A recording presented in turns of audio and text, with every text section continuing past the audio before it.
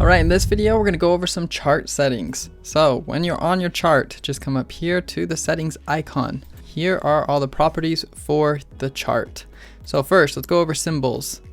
This right here has to do with your candles. So if you want the bodies filled or not, and of course you can change the color and opacity if you want. Some borders, the wicks, the last price line, which is that line right there. So because it is like this, it's going to be red as it ticks down and green as it ticks up. Previous day close price line, pre and post market price lines. You can put in some high and low price lines. Average close price line, the bid and ask. So now it's got the bid and the ask is a blue or a red line. You've got extended hours. So if I click here, it's going to show the extended hours. And as you see over here, it's kind of a different color. You can choose what colors you want there.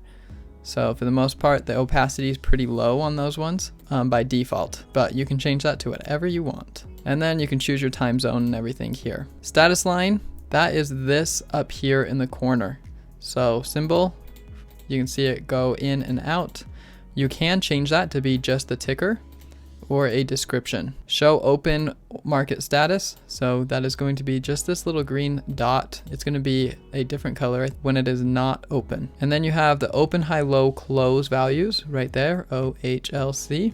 And the bar change values right here. Indicator titles. So for that, we're going to need to throw in some indicators. So there's some indicators, and now you can see my indicator titles right there, and it has a little drop down.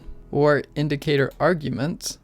So it's going to say exactly what that indicator is, which might be a lot of details. So I keep that undone, and I actually don't even show indicator titles at all on mine because it just gets your charts messy. Here is your background of this little section. So you can see how it turns a little black background. The scales, this mostly has to do with this side part here with this scale. It'll show the symbol name on the scale over here. If I click that, or the last price label, you can put as a percentage or a value. Symbol previous day close price label, so that will throw a label down there. The bid and ask labels, so you can have bid and ask, high and low prices, average, indicator labels, so that can be really annoying, so you might not want that one on. Indicator last value, I mean there's tons of labels here that you can throw on the side. Something important is the overlapping, so if you click this, now they are overlapping, whereas like this is 865 and 865.16. They clearly should be closer to each other, but it's because no overlapping labels is on so that you can see them all. Scales placement, auto, or you can stack on the left. So now all the numbers are on the left, or I can throw it on the right. I just leave it on auto. And then the date format, which is just preference. Appearance. So this is where you're going to change the actual appearance of the chart. You can change it from a gradient or a solid color, and you can choose your color here. Right now I have some vertical lines, but you can change the opacity or however you want those viewed. You could even change them for different colors. Session breaks is when the session changes. So if I turn this off, it'll be easier to see. The session breaks if I do something like this. So now you can see pretty clearly that that is when the market opened and closed. There is the session break. This is just your text scales, so you can make it larger if you want. The scale lines, the crosshair, which is that little cross that's on my cursor right now. You can add a watermark, which a lot of people like to have, as it'll throw the ticker in the background like that. Here are the navigation buttons, so visible on mouse over or always visible. I just leave it on that so that it just keeps my charts a little bit cleaner. And then you can choose the margins. So if you want a larger top margin like this to show more blank space at the top, or right margin, if you want more right margin or whatever you want, you can adjust things here.